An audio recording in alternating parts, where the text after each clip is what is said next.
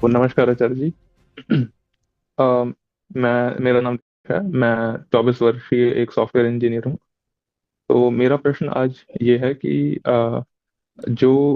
मेरे एक साथ की महिला मित्र हैं, तो उनके साथ मेरा क्या था कि वो हम दोनों एक ही ऑर्गेनाइजेशन में काम करते हैं, तो हमारा थोड़ा बॉन्डिंग हुआ।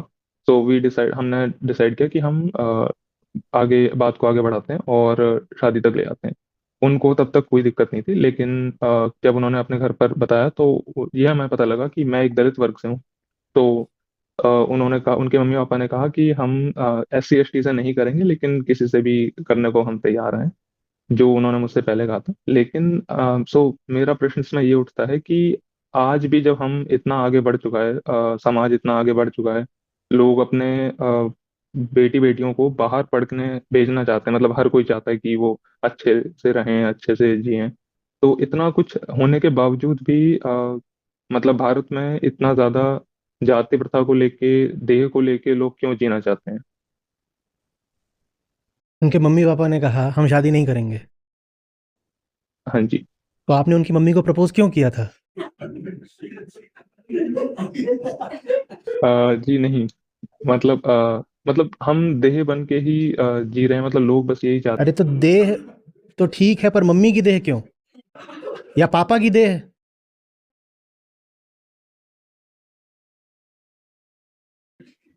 पापा आके बोल रहे हैं, "हम शादी नहीं करेंगे।" तो माने आपने पापा से बोला होगा कि मुझसे शादी कर लो?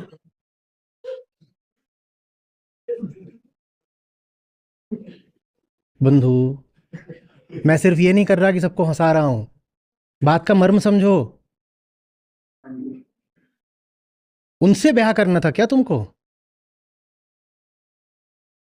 उनसे क्या पूछने गए थे कि शादी कर लो कि नहीं कर लो? हैं। नहीं, मुझे लगता है मैं अगर ढंग से बता नहीं पाया। मैं बात नहीं करने गया था, उन्होंने ही बात की थी। तो जिन्होंने बात करी थी, उन्हें मम्मी से करनी थी शादी? बिटिया को माँ से शादी करनी थी, माँ ने कहा हम शादी नहीं करेंगे। ऐसा था? नहीं। तो ये तो टू टाइमिंग हो गई ना। प्यार तुमसे करती हैं, शादी अपनी माँ से करना चाहती हैं। और नहीं, तुम पहले समझो और अभी कुछ नहीं।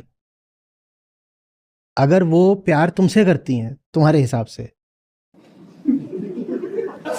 तो माँ से क्या बात करने गई थी?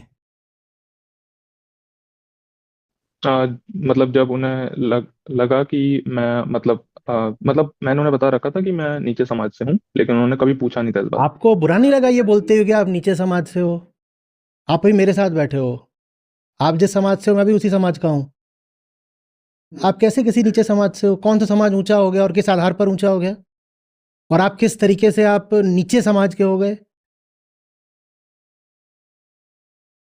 मुझे सुनने में बुरा लग रहा है, आपको बोलते हुए बुरा नहीं लग रहा। आप पढ़े लिखे सॉफ्टवेयर इंजीनियर हो, आप किस आधार पर किसी नीचे समाज से हो?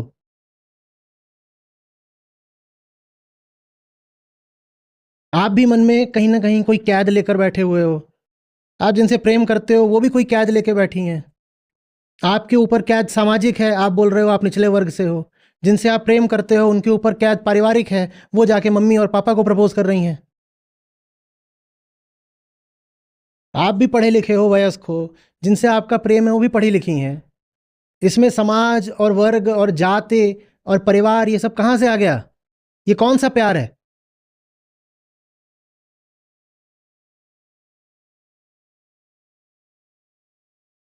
मैं बहुत अव्यवहारिक बात कर रहा हूँ।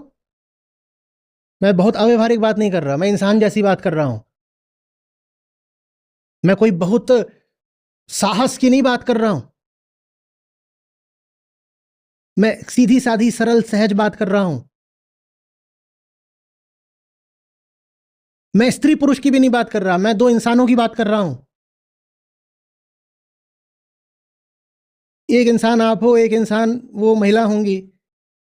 आप दोनों को आपस में क्या रिश्ता रखना है, इसमें समाज कहाँ से आ गया, कोई भी और कहाँ से आ गया, भले ही माँ बाप हो, कोई हो।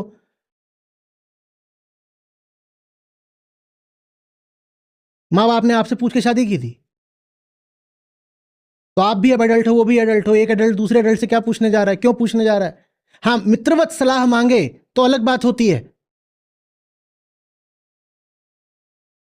माँ बाप का और औलादों का इतना अच्छा रिश्ता हो कि औलाद खुद जा करके माँ बाप से कहे कि मुझे आपसे बैठना है, बात करनी है, सलाह दीजिए।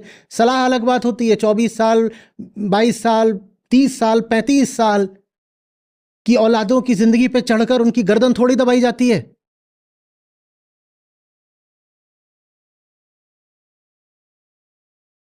चौबीस 25 साल की लड़की को ये थोड़ी बोलोगे कि वो जो लड़का है वो किस वर्ण का है, जात का है, ये देख करके तुम उससे रिश्ता रखो। तो पढ़ाया किस लिए था फिर लड़की को?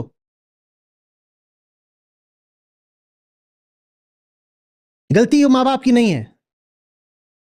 आप भीतर क्यों डर लेकर के बैठे हुए हो? और आपने एक डरी हुई ही लड़की भी पकड़ी है।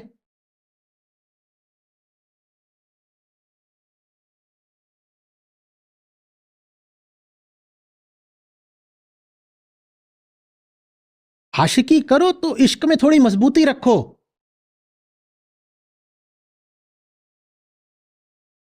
फिर ये सब रोना धोना नहीं होना चाहिए कि मम्मी प्रपोजल नहीं मांग रही है।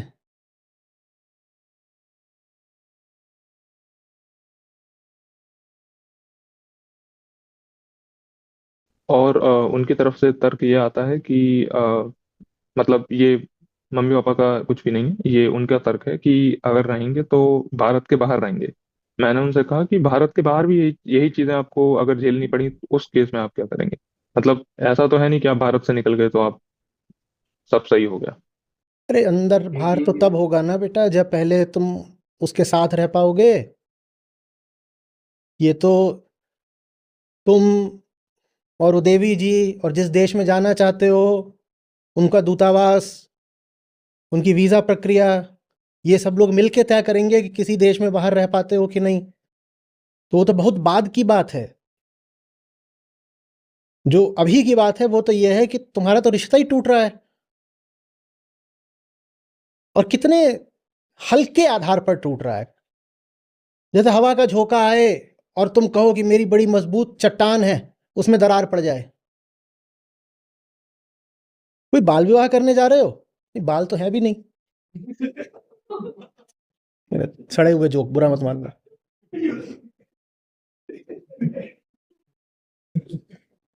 24 साल के तुम, ऐसे ही वो भी होंगी, 24, 22, 25 कुछ उम्र होगी। इतने बड़े बड़े हो गए और ये कैसे मुद्दे पकड़ के बैठे, और इतनी शिक्षा है। कह रहे हो कि वो कलीग है लड़की, तो वो भी कुछ इंजीनियर होगी, कुछ करके डिप्लोमा एमबीए कुछ कर रखा होगा।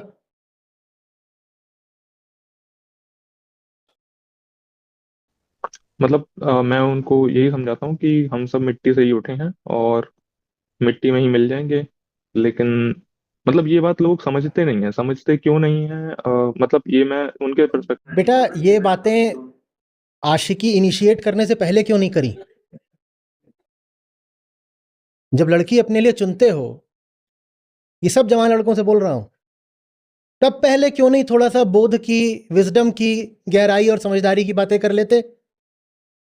शुरू में ही ये बातें कर लो तो जो फिजूल की आशिकी है हो सकता है परवान ही ना चढ़े। तब तो जाकर के बोलते हो वाह,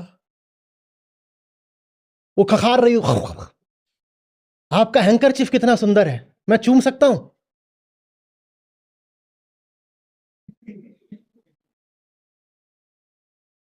बालों में जुए होंगे, क्या मैं आपका रिबन सूंघ सकता हूं? तब तो आशिकी की शुरुआत तो इन बातों में करते हो, रूमाल और रिबन, मोजे। देखो सीधे सर से मैं पांव पे आ गया, बीच का कुछ नहीं बोल रहा।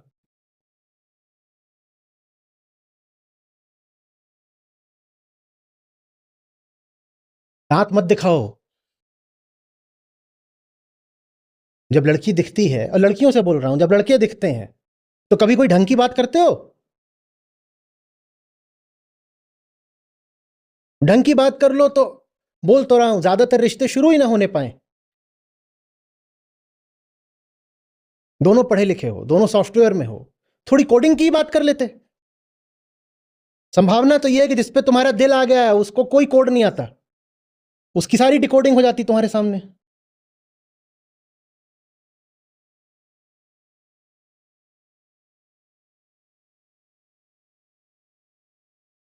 अब समझाने से क्या होगा, हम सब मिट्टी हैं। लो, शून्यवाद पढ़ो, आचार्य नागार्जुन का माध्यमिक मार्ग। और यहां पता ये चल रहा है कि वो जाके मम्मी को प्रपोज कर रही है।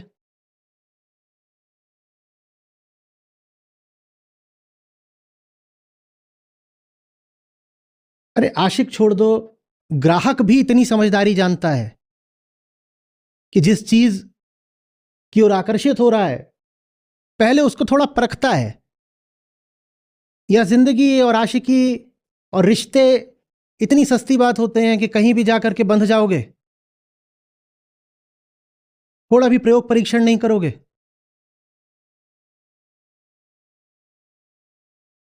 ये अच्छे से समझ लो, आपका किसी से प्यार का दावा हो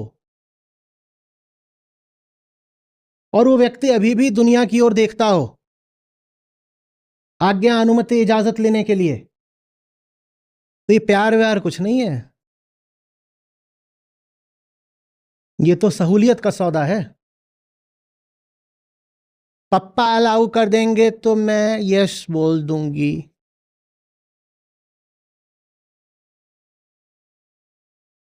पप्पा की प्रॉपर्टी भी तो है। पप्पा भी जब रोकना चाहते हैं तो यही तो बोलते हैं, यहां जा कर लो उस लड़की से शादी, और आज के बाद इस घर में कदम मत रखना। और जहां उन्होंने बोल दिया कि मैं तुम्हें अपनी जायदाद से बेदखल करता हूं, तहां लड़की वड़की सब हेरा जाती है, एकदम भूत दिमाग से उतर जाता है। होता है कि नहीं? पप्पाओं के पास भी यही पारंपरिक नुस्खा है। बेटे पे आशिकी चढ़ी हो, बस इतना बोल दो कि तुझे अपने घर और जायदाद से निष्कासित करता हूं, वो तुरंत लड़की को बोलेगा, you see I think we better look for our separate ways, let's move on.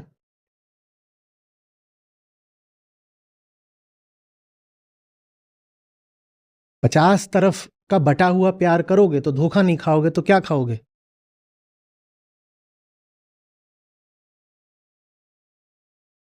वो आपको मुंह कैसे दिखाती होगी? ऑफिस में तो मिलती होगी, आपके सामने खड़ी होकर, पापा आज भी नहीं मान रहे।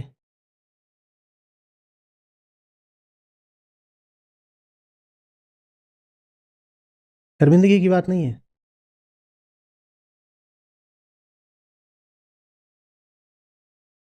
तुम जिन लबों से आज ये बात कर रही हो, उन्हीं से कभी तुमने आशिकी के खूबसूरत अल्फाज बहाए थे, और उन्हीं होठों से आज क्या बोल रही हो? यूसी पप्पा नहीं मान रहे। उन्हीं होठों को चूमने को एक दिन तुम बेताब हो रहे थे, उन्हीं होठों से आज वो बोल रही है, तुम्हारी कास्ट, मेरे पापा को तुम्हारी कास्ट पसंद नहीं है। और तुम कह रहे थे ये होंठ नहीं है, शहद के प्याले हैं, और शहद के प्यालों से आज गूंज हर रहा है।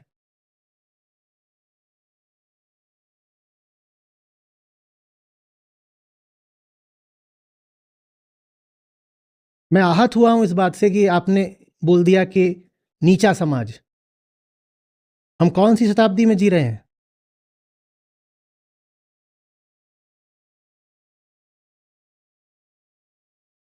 और भेदभाव सबसे बुरा तब हो जाता है जब आत्मसात कर लिया जाता है। कोई दूसरा आकर आपको नीचा बोल जाए, ये बुरी बात है। उससे ज्यादा बुरी बात तब है जब आप अपने दिल में इस ख्याल को पकड़ लें कि आप नीचे हैं। कैसे नीचे हो गए? आप बोध श्रृंखला में हमारे साथ हैं। ज्ञानियों ने, संतों ने देह के जन्म के आधार पर कभी किसी को नीचा ऊंचा माना है क्या? तो फिर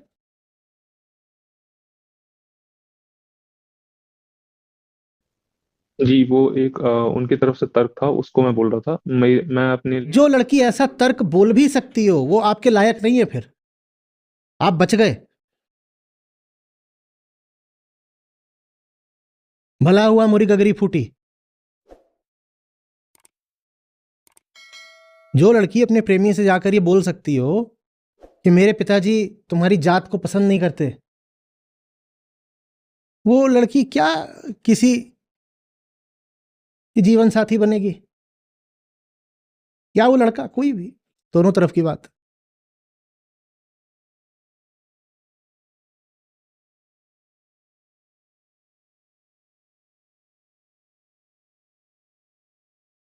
ये जो जात वाले होते हैं इनके तो बहुत तरह के तर्क होते हैं, तो ये भी बोलते हैं कि खून नीचा है,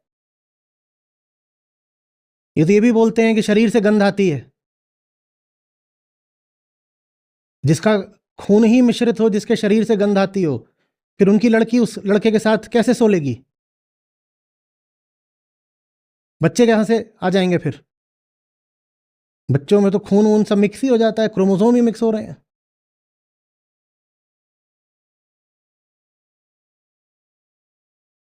और बात मात्र स्वाभिमान की नहीं है, बात सत्य की है।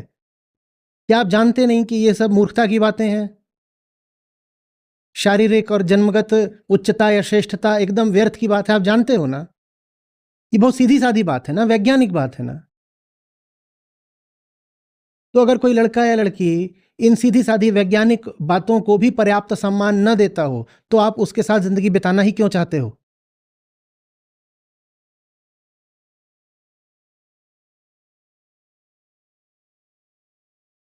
जी जी, इसमें एक प्रश्न और है मेरा। जैसे कि वो लोग काफी ज्यादा पूजा पाठ भी करते हैं, मतलब दे आर लाइक पूरा हर दिन उनके घर में पूजा पाठ होता है, मंत्र का उच्चारण होता है, सब होता है। लेकिन पूजा का मतलब तो ये है ना कि हम खुद को, अपने ईगो को कम करें। मतलब धर्म का मतलब यही है कि आप कोई संसार में कोई वो नहीं हो कि आप भेजे गए हो। आप सब जानते हो, आप बहुत समझदार हो। ये समझदारी तब कहाँ गई थी जब उस लड़की के साथ प्रेम प्रसंग शुरू कर रहे थे? तब ये बातें क्यों नहीं करी? जी मैंने की थी, उनकी तरफ से आया था कि मुझे कोई दिक्कत नहीं है। अब कोई दिक्कत नहीं है तो माँ बाप बीच में कहाँ से आ गए? ये बात भी क्यों नहीं करी तब कि माँ बाप अगर बीच में आएंगे तो बोलो क्या करोगी? ये बात करी थी?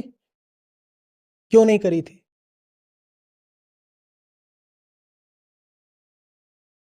कितने साल का अफेयर है? 1 साल।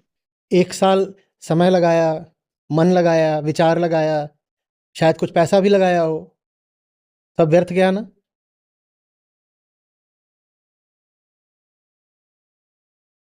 जिस रास्ते पर चल रहे हो थोड़ा सा टटोल लेना चाहिए। आकस्मिक आवेग में किसी के ऊपर निवेशित नहीं हो जाना चाहिए।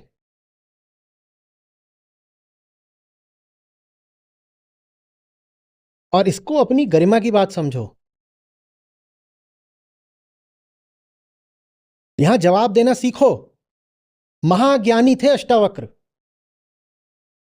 पर उनके ऊपर भी जब लोग हंस पड़े थे उनके शरीर को देख करके, तो उन्होंने भी एकदम व्यंग्यात्मक जवाब दिया था। उन्होंने ये नहीं कह दिया था कि छोड़ो, माफ कर दो इनको। द्वेष मत रखो, हिंसा मत करो, लेकिन कुछ बातें गरिमा की हैं, उनको नहीं बर्दाश्त किया जाता। हर बात को बर्दाश्त कर लेना और कहना नहीं, छोड़ दो, नादान है, इसको कुछ नहीं बोलो, जो भी बोल रहा है बोलने दो, ये तुम्हारे डर का भी तो सूचक हो सकता है ना? या ये कहोगे कि अष्टावक्र ने जवाब दे दिया था तो ये तो उनका इमोशनल रिएक्शन था। मैं किस प्रकरण की बात कर रहा हूं याद है ना? राजा की, जनक की सभा में गए थे और शरीर से टेढ़े टपरे थे, कुछ जन्मगत दोष था उनमें, ठीक वैसे जैसे जाति जन्मगत होती है, जैसे जाति जन्मगत होती है ना, वैसे ही उनके कुछ जोश था, तो वहां पे गए। और वो ज्ञानियों की सभा थी वहां, एक तो इनकी उम्र कम थी और ऊपर से शरीर उल्टा पुल्टा था, चाल टेढ़ी मेढ़ी थी। तो वहां जो बैठे थे इनको देख के लगे हंसने कि ये आया है। तो अष्टावक्र और जोर से हंसे, वो सब हंस रहे थे और जोर से हंसे और वापस मुड़ के जाने लगे। तो सभा में बिल्कुल सन्नाटा खिंच गया। जनक ने पूछा, अरे क्या, कैसे आए, कैसे चले? बोले, नहीं, मुझसे गलती हो गई थी इसलिए वापस जा रहा हूं। आया यही गलती कर दी। सन्नाटा और गहरा। जनक ने पूछा, मतलब? बोले, मतलब यह कि मुझे लगा कि ये सूक्ष्म ज्ञानियों की सभा है, पर यह तो स्थूल खाल के सौदागरों की सभा है। मेरी गलती कि मैं आ गया यहां पे, मैं ज्ञानी सोच के आया था। ये तो चर्म के सौदागर हैं। अष्टावक्र जैसे ज्ञानी ने भी जवाब दे दिया, बोले कुछ बातों को बर्दाश्त नहीं किया जाता, गरिमा की बात है, जवाब दूंगा और फिर छोड़ के वापस जाऊंगा, लेकिन वापस जाने से पहले तुम्हारे मुंह पे तुमको सच्चाई बता कर जाऊंगा। बदला नहीं ले रहा हूं, पर हकीकत को छुपाऊं भी क्यों? जो सच्चाई है वो बोल के जाऊंगा।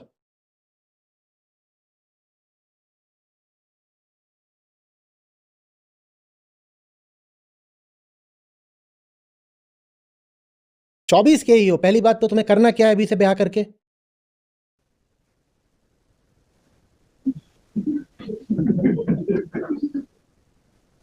अच्छा है, तुम्हारे विचार आ रहा है, तुम्हारे तो आ नहीं रहा, उसके आ रहा है कि भारत से बाहर जाने का। करना तो बाहर ही चले जाना, मुझे इस देश की आबादी नहीं और बढ़वानी है।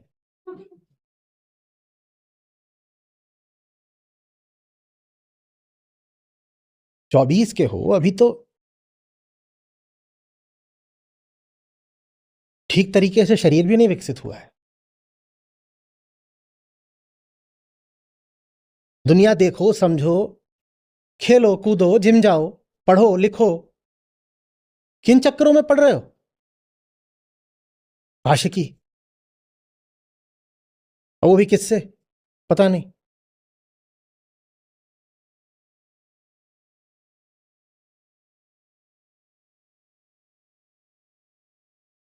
ये 24 में ही अपने आप को एडल्ट मान रहे हैं।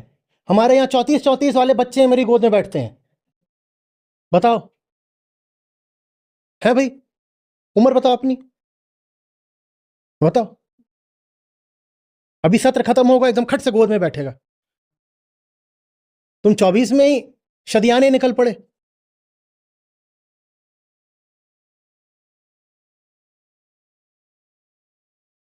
विजडम लिटरेचर पढ़ा, कुछ भारत भ्रमण करा, कुछ विश्व भ्रमण करा, वो भी कंपनी ने भेज दिया होगा इसलिए चले गए होगे। नहीं, मतलब मैं खुद से भी घुमा हूँ। कहाँ गए थे? हिमालय एरिया में थोड़ा ज्यादा अरे अच्छा लगता है मुझे यार, एकदम। ये नैनीताल चले आए हैं, बता रहे हिमालय घूमे। तो हिमालय नहीं होता। हाँ जी। जाओ, दुनिया देखो अच्छे से, कम से कम 20 साल।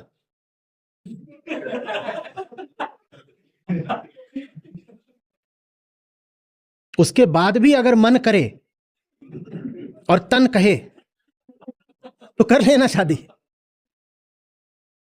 मैं तो शादी के खिलाफ हुई नहीं, सब जानते हैं।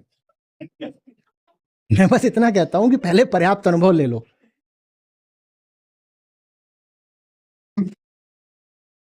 जी।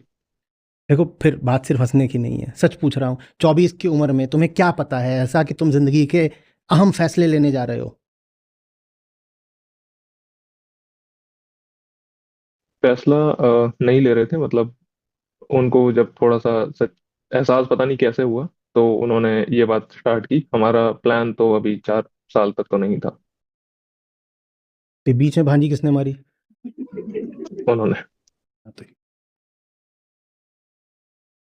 4 साल बाद क्या करना है इसकी तैयारी तुमने 22-23 की उम्र में ही शुरू कर दी।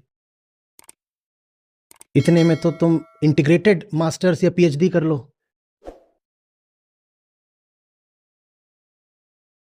बुरा मत मानो, भावनाओं को नहीं आहत कर रहा हूं। तुम्हें लग रहा हो कि मेरा लव अफेयर है ना इसलिए सब हंस रहे हैं, बात उसकी नहीं है। 5 साल बाद तुम खुद हंसोगे अपने ऊपर। थोड़ा जिंदगी को देखोगे, किताबों को पढ़ोगे, दुनिया घूमोगे,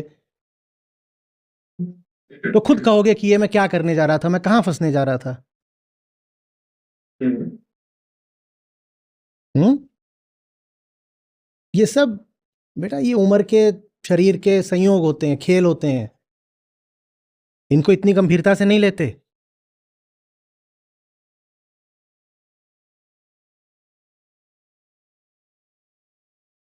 और खेल को खेल जैसा रखते हैं। खेल अगर हमारी गरिमा और मर्यादा ही भंग करने लग जाए तो खेल चालू थोड़ी रखेंगे। किसी के साथ खेलने गए हो और तुम्हें गाली पे गाली दिया जा रहा है, तो क्या खेलते रहोगे उसके साथ? मैं नहीं कह रहा तुम भी पलट के गाली दो, पर कम से कम उस खेल को छोड़ दो।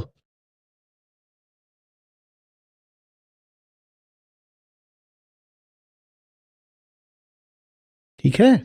बिल्कुल। पढ़िए, लिखिए, जिंदगी को समझिए, मस्त रहिए। जिम जाइए, शरीर बनाइए, दुनिया घूमिए, तरह तरह के लोगों से मिलिए। इतना कुछ है सुंदर दुनिया में जानने को, समझने को। जीवन को समृद्ध बनाइए। ठीक है? ये लड़का लड़की ये सब तो शरीर की बातें हैं, ये लगा ही रहता है। इन पचड़ों में फंसोगे तो सारी ऊर्जा, सारा समय यही खा जाएंगे।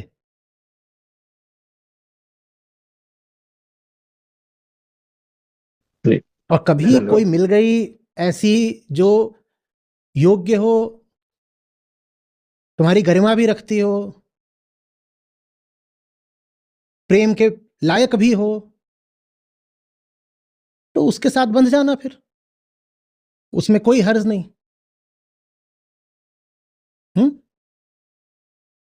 हड़बड़ी मत करो।